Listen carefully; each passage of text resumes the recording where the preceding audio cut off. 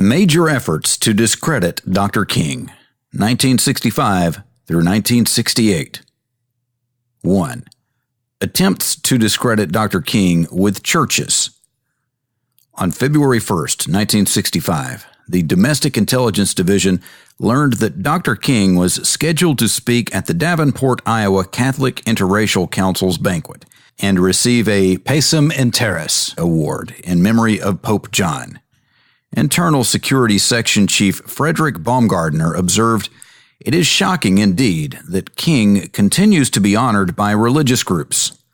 Baumgardner recommended that Assistant Director Malone contact Francis Cardinal Spellman and suggest that, in the end, it might well be embarrassing to the Catholic Church for having given honors to King. The director noted on the memorandum, "I see no need to further approach Spellman." He was apparently alluding to the unsuccessful attempt to sabotage Dr. King's audience with the Pope through Spellman's intervention. There is no record of any further action. In February 1966, Dr. King held a press conference following a meeting with the Reverend John P. Cody, Archbishop of the Chicago Diocese of the Roman Catholic Church, and announced that he and Cody were in agreement on general civil rights goals and that he hoped priests and nuns in Chicago would participate in SCLC programs. The Domestic Intelligence Division subsequently recommended that a special agent acquainted with the Archbishop brief him about Dr. King to aid the Archbishop in determining the degree of cooperation his archdiocese will extend to King's program in Chicago and to result in a lessening of King's influence in Chicago. The Archbishop was briefed on February 24, 1966, along the lines discussed with Assistant Director Sullivan. The agent who conducted the briefing wrote that he felt certain that Cody will do everything possible to neutralize King's effect in this area. In April 1966, the FBI legal attaché in Paris requested permission to inform the pastor of the American Church in Paris of Dr. King's background in an effort to convince him that his continued support of Martin Luther King may result in embarrassment for him and the American Church in Paris. The pastor was briefed on May 9, 1966. According to the agent who conducted the briefing, the pastor was skeptical about the FBI allegations, but promised to keep the information in mind for future dealings with Dr. King. 2. Attempts to discredit Dr. King with heads of government agencies. In March 1965, the FBI contacted former Florida Governor Leroy Collins. Collins was then director of the Community Relations Service, Department of Commerce, a position the Bureau viewed as something of a mediator in problems relating to the racial field. The FBI told Collins that Coretta King had criticized his participation in developments in Selma, Alabama, and had said that Collins was blinded by prejudice. A copy of the December 1964 monograph about Dr. King was also sent to Collins in view of his important position relative to the racial movement. Also in March 1965, the FBI learned that the Internal Revenue Service intended to invite Dr. King as one of 19 guest lecturers at a series of seminars on equal employment opportunities. When the IRS requested routine name checks on the 19 individuals, Director Hoover approved a Domestic Intelligence Division request to send the IRS a copy of the December 1964 monograph. Normal procedures were followed in checking the other 18 people. In December 1966, Domestic Intelligence Director William Sullivan reported that he had met with Ambassador U. Alexis Johnson during a tour of the FBI's legal attaché office in Japan, and was surprised to learn that Johnson was unaware of allegations that communists were influencing Dr. King. Sullivan recommended that Johnson be sent a copy of the monograph about Dr. King because of his position. Director Hoover approved the plan, and a copy of the monograph was sent to the FBI legal attaché in Tokyo for hand delivery to the ambassador. Dr. King publicly announced his opposition to American involvement in the war in Vietnam in a speech at New York's Riverside Church on April 4, 1967. 6 days later, Charles Brennan of the Domestic Intelligence Division recommended the circulation of an undated draft of the King monograph to the White House. Brennan's memorandum states that the revised monograph contained allegations about communist influence over Dr. King, as well as personally derogatory allegations. Director Hoover approved, and copies of the revised monograph were sent to the White House, the Secretary of State, the Secretary of Defense, the Director of the Secret Service, and the Attorney General.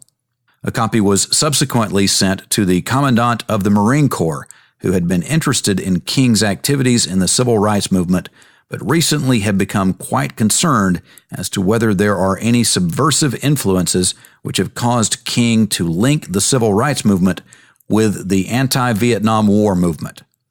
The Domestic Intelligence Division recommended that a copy be given to the Marine Commandant because it is felt would definitely be to the benefit of the Commandant and to the Bureau. In February 1968, FBI headquarters learned that Dr. King planned a Washington Spring project for April 1968. According to a Domestic Intelligence Division memorandum, the director suggested that the King monograph be again revised. That memorandum noted, bringing this monograph up to date and disseminating it at high level prior to King's Washington Spring project should serve again to remind top-level officials in government of the wholly disreputable character of King. Because of the importance of doing a thorough job on this, we will conduct an exhaustive field review to bring together the most complete and up-to-date information and to present it in a hard-hitting manner. The revised monograph, dated March 12, 1968, was disseminated to the White House, the Attorney General, and the heads of various government intelligence agencies. 3. Attempts to discredit Dr. King by using the press. Despite Cartha DeLoach's assurances to Andrew Young and Ralph Abernathy that the FBI would never disseminate information to the press, the Bureau continued its efforts to cultivate friendly news sources that would be willing to release information unfavorable to Dr. King. Ralph McGill, the pro-civil rights editor of the Atlanta Constitution, was a major focus of the Bureau's attentions. The Bureau apparently first furnished McGill with derogatory information about Dr. King as part of an attempt to dissuade community leaders in Atlanta from participating in a banquet planned to honor Dr. King upon his return from the Nobel Prize ceremonies. After a meeting with McGill, William Sullivan reported that McGill said that he had stopped speaking favorably of Dr. King, that he had refused to take an active part in preparing for the banquet, and that he had even taken steps to undermine the banquet. McGill's version of what transpired will never be known since McGill is deceased. According to Sullivan's memorandum, however, Mr. McGill told me that following my first discussion with him a few weeks ago, he contacted a banker friend in Atlanta who was helping to finance the banquet to be given King next Wednesday night. The banker was disturbed and said he would contact some other bankers also involved and see if support could be quietly withdrawn. McGill's friend and some of the bankers did take steps to withdraw, but this was very quickly relayed to bankers in Haiti who were on the threshold of an important financial deal with the Atlanta, Georgia bankers. They took the position that if the Atlanta bankers did not support the Martin Luther King Party, their financial deal with these Georgia bankers was off. As a result, they got cold feet and decided to go ahead with financing King's party. McGill told me that a Catholic leader in Georgia, an Episcopal clergyman, and a Jewish rabbi are also quite active in support of this party for King. I told him that he might want to explore very confidentially and discreetly the subject matter with these three men. McGill told me that he thinks it is too late now, especially in view of the financial interest of the Georgia bankers in the Haiti deal, to prevent the banquet from taking place.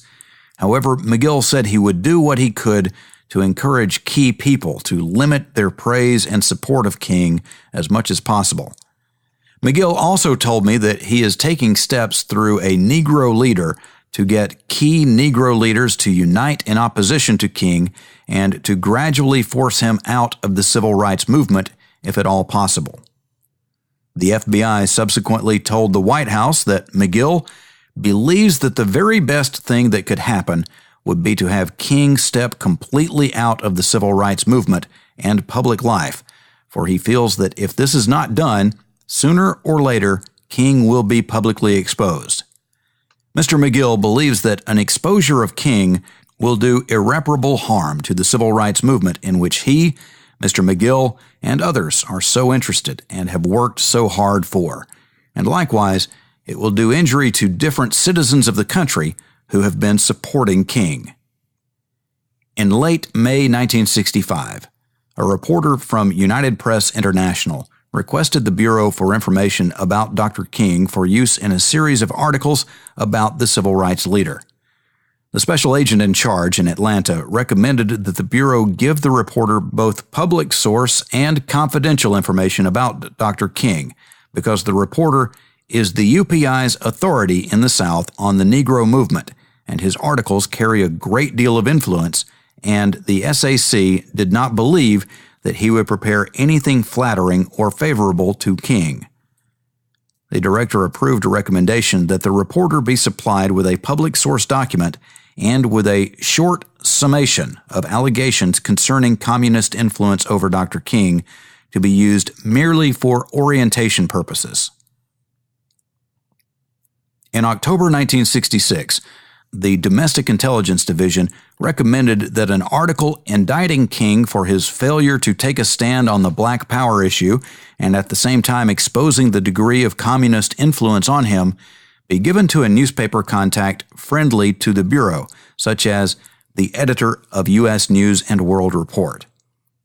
It is felt that the public should again be reminded of this communist influence on King, and the current controversy among civil rights leaders makes this timely to do so. Attached to the memorandum was a proposed article which noted that the efforts of several civil rights leaders to denounce Black Power had been undermined by one man in the civil rights movement who holds in his hands the power to silence the rabble-rousers and to give the movement renewed momentum. The article attributed Dr. King's equivocation to his advisors, who were alleged to have had affiliations with the Communist Party or organizations associated with the party. Dr. King's decision to oppose the Vietnamese War was also attributed to these advisors. One project involving the mass media, which the FBI felt had been particularly successful, was its attempt to prevent Dr. King from obtaining contributions from James Hoffa of the Teamsters Union.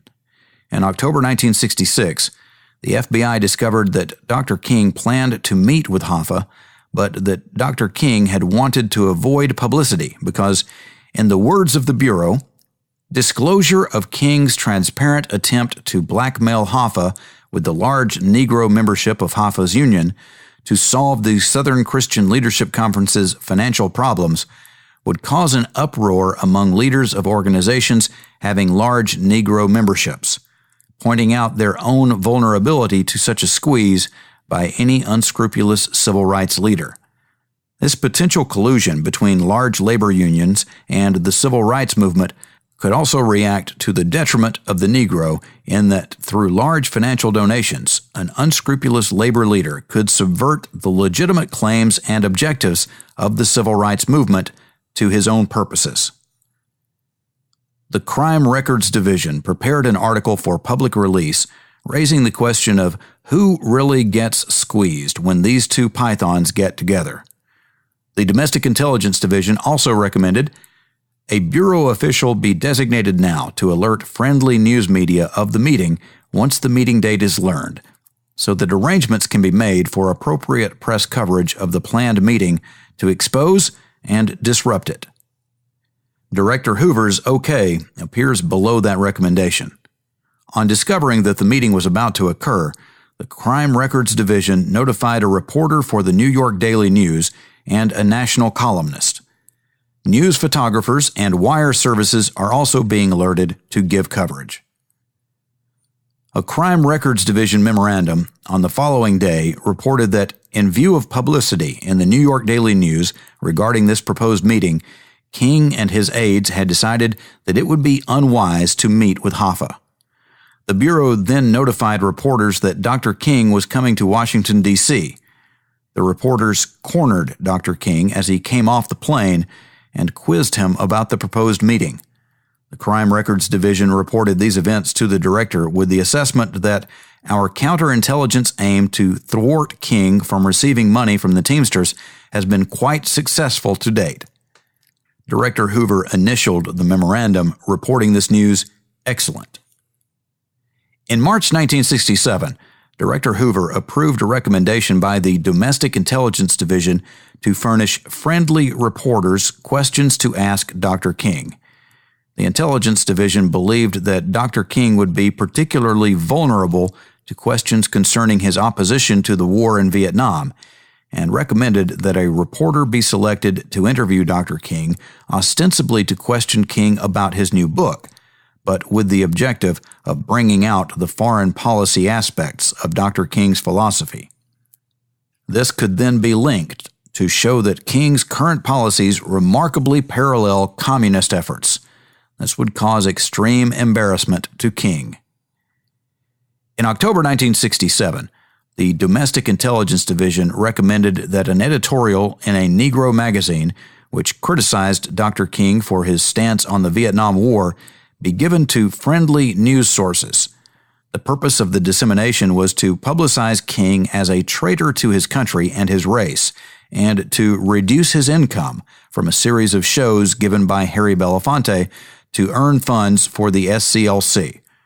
The recommendation was approved by the director and is marked Handled 10/28/67. 4. Attempts to discredit Dr. King with major political and financial leaders. In March 1965, the FBI learned that a Martin Luther King Day was being planned in a major city. The Domestic Intelligence Division recommended that the special agent in charge personally meet with the governor and brief him concerning King in order to induce him to minimize the affair and especially the award for King. The Domestic Intelligence Division memorandum was initialed by the director and bears the handwritten notation Handled 3/5/65 WCS Sullivan. In October 1966, the FBI learned that Dr. King had met with McGeorge Bundy, then director of the Ford Foundation, and received a tentative offer of a grant for the SCLC. The Domestic Intelligence Division decided that officials of the foundation might not be aware of the subversive backgrounds of King's principal advisors, but that if they were briefed, this might preclude any assistance being granted. Director Hoover approved a plan to have a former FBI agent, who was then a vice president of the Ford Motor Company, approach Bundy. The ex-agent was contacted, briefed on Dr. King, and according to Deloach, stated he would personally contact Bundy in an effort to put a stop to King receiving any funds from the Ford Foundation. In a memorandum dated October 26, 1966, Deloach reported that the ex-agent had contacted Bundy, but that Bundy had refused to talk with him about Dr. King, saying that he would only talk with a person having first-hand knowledge about Dr. King and would not listen to rumors. Deloach recommended that the FBI not directly approach Bundy since it is doubtful that contact with him by the FBI will convince him one way or another. Director Hoover wrote on Deloach's memorandum, "Yes, we would get nowhere with Bundy." 5. Attempts to discredit Dr. King with congressional leaders. According to a memorandum by Assistant to the Director Deloach, Speaker of the House John McCormack requested a briefing about Dr. King's background and activities in August 1965. Deloach reported that he briefed McCormack for 45 minutes about Dr. King's private life and about possible communist influence over Dr. King. According to Deloach, McCormack stated that he now recognized the gravity of the situation and that something obviously must be done about it. McCormick was not interviewed by the committee staff.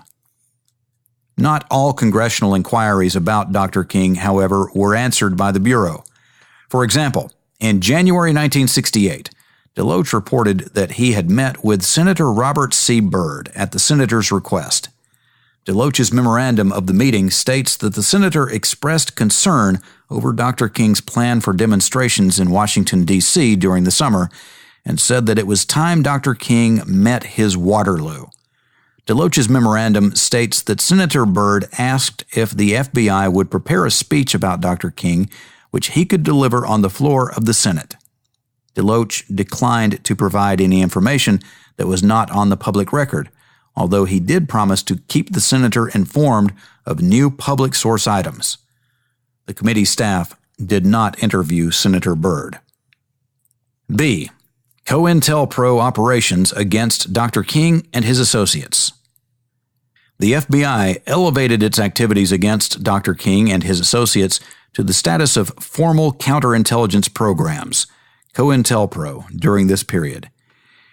In July 1966, the director instructed the New York field office that immediate steps should be taken to discredit, expose, or otherwise neutralize Advisor A's role as a clandestine communist. An agent was assigned full-time to carefully review the Advisor A case file seeking possible counterintelligence approaches. He reported that there was no derogatory information on Advisor A's personal life and that the only effective way to neutralize him is by public exposure of his alleged Communist Party associations. None of the FBI's efforts against Advisor A appear to have met success. The FBI considered initiating a formal COINTELPRO to discredit Dr. King and Dr. Benjamin Spock in May 1967, when rumors developed concerning the possibility that King and Spock might run as peace candidates in the 1968 presidential election. The New York field office recommended postponing the effort to expose communist connections of persons associated with King and Spock until they had formally announced their candidacy. The Chicago field office proposed waiting until the summer of 1967, reasoning that by then the administration would have either resolved the Vietnam conflict or, if not, the Communist Party would be emphasizing the peace theme, and exposure of Communist Party links with the King-Spock campaign would doubtlessly be appreciated by the administration. While the Chicago field office felt that the Bureau should not rule out the use of flyers, leaflets, cards, and bumper stickers to discredit the King-Spock ticket, it recommended the use of a political columnist or reporter for this purpose. Apparently, no steps were taken to implement the plan. In August 1967, the Bureau initiated a COINTELPRO captioned Black Nationalist Hate Groups. This program is extensively described in the staff report on COINTELPRO. The document initiating the program states, "The purpose of this new counterintelligence endeavor is to expose, disrupt, misdirect, discredit, or otherwise neutralize the activities of black nationalist, hate-type organizations and groupings, their leadership, spokesmen, membership, and supporters, and to counter their propensity for violence and civil disorder. Intensified attention under this program should be afforded to the activities of such groups as the Student Nonviolent Coordinating Committee, Southern Christian Leadership Conference, Revolutionary Action Movement, the Deacons for Defense and Justice, Congress of Racial Equality, and the Nation of Islam." Emphasis added. The Domestic Intelligence Division expanded the Black Nationalist Hate Groups COINTELPRO in February 1968. The instructions to the field offices listed as a goal, prevent the rise of a messiah who could unify and electrify the militant black nationalist movement. Malcolm X might have been such a messiah. He is the martyr of the movement today. Martin Luther King, Stokely Carmichael, and Elijah Muhammad all aspire to this position. Elijah Muhammad is less of a threat because of his age. King could be a real contender for this position should he abandon his supposed obedience to white liberal doctrines, nonviolence, and embrace black nationalism. The SCLC was retained as a primary target of the COINTELPRO, and Martin Luther King's name was added to the list of persons who were targets. The supervisor of the black nationalist COINTELPRO told the committee that he could recall no counterintelligence activities directed against the SCLC, but that several were taken against Dr. King. C. The FBI's efforts to discredit Dr. King during his last months. Between 1965 and early 1967, the files indicate that Bureau concern about Dr. King had decreased. This concern was revived by Dr. King's April 4, 1967 speech at New York's Riverside Church, in which he opposed the administration's position in Vietnam. The FBI interpreted this position as proof he has been influenced by communist advisors, and noted that King's remarks were a direct parallel of the communist position on Vietnam. A week after the speech, the FBI sent the White House and the Justice Department a revised edition of the printed King monograph. In early December 1967, Dr. King announced plans to hold demonstrations in major American cities, including Washington, D.C., to spur Congress into enacting civil rights legislation. The FBI followed closely developments in Dr. King's Washington Spring Project, forwarding to the White House information concerning Advisor A's fundraising activities and Dr. King's plans to tape a lecture series for a foreign television system, allegedly to raise funds for the project. In February 1968, the FBI again revised the King monograph and distributed it to certain officials in the executive branch. The Domestic Intelligence Division memorandum recommending the new monograph stated that its dissemination prior to King's Washington Spring Project should serve again to remind top-level officials in government of the wholly disreputable character of King. In early March, the Bureau broadened its black nationalist hate group's COINTELPRO explicitly to include Dr. King. Toward the end of the month, the FBI began to disseminate information to the press designed to curtail success of Martin Luther King's fundraising campaign for the Washington Spring Project. The first of many plans included circulating a story that King does not need contributions from the 70,000 people he solicited. Since the churches have offered support, no more money is needed, and any contributed would only be used by King for other purposes. This item would need nationwide circulation in order to reach all the potential contributors and curtail their donations. On March 25th, the Bureau approved a plan to mail an anonymous letter to a civil rights leader in Selma, Alabama, who was miffed with Dr. King, and a copy of that letter to a Selma newspaper, hoping that the newspaper might interview the leader about its contents. The Bureau described the purpose of the letter as calling to the attention of the civil rights leader that King is merely using the Negroes of the Selma area for his own personal aggrandizement, that he is not genuinely interested in their welfare, but only in their donations, that in all probability, the individuals going to Washington for the Spring Project will be left stranded without suitable housing or food. The letter should also play up the possibility of violence. There is no indication in FBI files that the letter was mailed. During the latter part of March, Dr. King went to Memphis, Tennessee, where a strike by sanitation workers had erupted into violent riots. A March 28, 1968 Domestic Intelligence Division memorandum stated, "A sanitation strike has been going on in Memphis for some time. Martin Luther King Jr. today led a march composed of 5,000 to 6,000 people through the streets of Memphis. King was in an automobile preceding the marchers.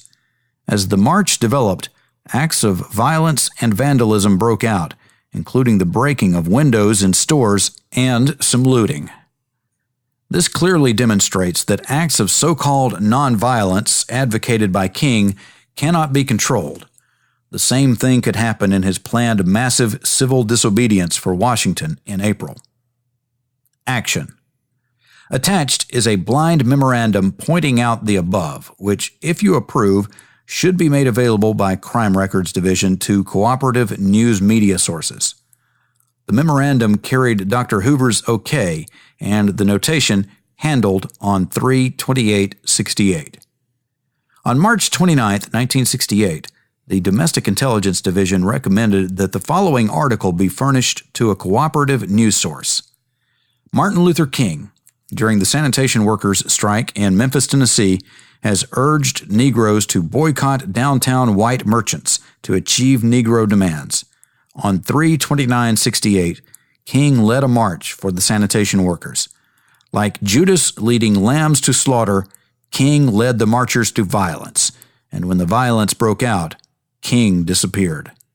The fine Hotel Lorraine in Memphis is owned and patronized exclusively by Negroes, but King didn't go there for his hasty exit. Instead, King decided the plush Holiday Inn Motel, white-owned, operated, and almost exclusively patronized, was the place to cool it. There will be no boycott of white merchants for King, only for his followers. On April 4th, Dr. King returned to Memphis. This time he registered at the Lorraine Hotel. We have discovered no evidence that the FBI was responsible for Dr. King's move to the Lorraine Hotel. D. Attempts to discredit Dr. King's reputation after his death. The FBI's attempts to discredit Dr. King did not end with his death. In March 1969, the Bureau was informed that Congress was considering declaring Dr. King's birthday a national holiday, and that members of the House Committee on Internal Security might be contacting the Bureau for a briefing about Dr. King. The Crime Records Division recommended briefing the congressman because they were in a position to keep the bill from being reported out of committee if they realized King was a scoundrel. DeLoach noted, "This is a delicate matter, but can be handled very cautiously." Director Hoover wrote, "I agree. It must be handled very cautiously." In April 1969, FBI headquarters received a recommendation for a counterintelligence program from the Atlanta field office. The nature of the proposed program has not been revealed to the committee. A memorandum concerning the plan which the Bureau has given to the committee, however, notes that the plan might be used in the event the Bureau is inclined to entertain counterintelligence action against Coretta Scott King and or the continuous projection of the public image of Martin Luther King. The director informed the Atlanta office that the Bureau does not desire counterintelligence action against Coretta King of the nature you suggest at this time. Conclusion. Although it is impossible to gauge the full extent to which the FBI's discrediting programs affected the civil rights movement, the fact that there was impact is unquestionable. Rumors circulated by the FBI had a profound impact on the SCLC's ability to raise funds. According to Congressman Andrew Young, a personal friend and associate of Dr. King, the FBI's effort against Dr. King and the SCLC chilled contributions. There were direct attempts at some of our larger contributors who told us that they had been told by agents that Martin had a Swiss bank account or that Martin had confiscated some of the monies from the March on Washington for his personal use. None of that was true. Harry Wachtel, one of Dr. King's legal counsels who handled many of the financial and fundraising activities of the SCLC, emphasized that the SCLC was always in need of funds. Getting a grant or getting a contribution is a very fragile thing. A grant delayed has a very serious impact on an organization whose financial condition was pretty rough. Wachtel testified that the SCLC continually had to overcome rumors of poor financial management and communist connections. The material stayed in the political bloodstream all the way through to the time of Dr. King's death, and even after. In our efforts to build a King Center, it was around. It was like a contamination. The SCLC leadership assumed that anything said in meetings or over the telephone would be intercepted by wiretaps, bugs, or informants. Ironically, the FBI memorandum reporting that a wiretap of the SCLC's Atlanta office was feasible stated, "In the past, when interviews have been conducted in the office of Southern Christian Leadership Conference, certain employees, when asked a question in a half-joking manner and a half-serious manner, replied, 'You should know that already. Don't you have our wires tapped?' It is noted in the past, State of Georgia has conducted investigations regarding subject and Southern Christian Leadership Conference." Harry Wachtel commented on the impact constant surveillance on members of the SCLC. "When you live in a fishbowl, you act like you're in a fishbowl, whether you do it consciously or unconsciously. I can't put specifics before you, except to say that it beggars the imagination not to believe that the SCLC, Dr. King, and all its leaders were not chilled or inhibited from all kinds of activities, political and even social." Wachtel also pointed out the ramifications stemming from the government's advanced knowledge of what civil rights leaders were thinking. "It is like political intelligence. It did not chill us from saying it, but it affected the strategies and tactics, because the people you were having strategies and tactics about were privy to what you were about. They knew your doubts. Take events like strategies in Atlantic City. Decision-making concerning which way to go, joining one challenge or not, supporting a particular situation or not, had to be limited very strongly by the fact that information which was expressed by telephone, or which could even possibly be picked up by bugging, would be in the hands of the president." Perhaps most difficult to gauge is the personal impact of the Bureau's programs. Congressman Young told the committee that while Dr. King was not deterred by the attacks which are now known to have been instigated in part by the FBI, there is no question but that he was personally affected. "It was a great burden to be attacked by people he respected, particularly when the attacks engendered by the FBI came from people like Ralph McGill. He sat down and cried at the New York Times editorial about his statement on Vietnam, but this just made him more determined. It was a great personal suffering, but since we don't really know all that they did, we have no way of knowing the ways that they affected us."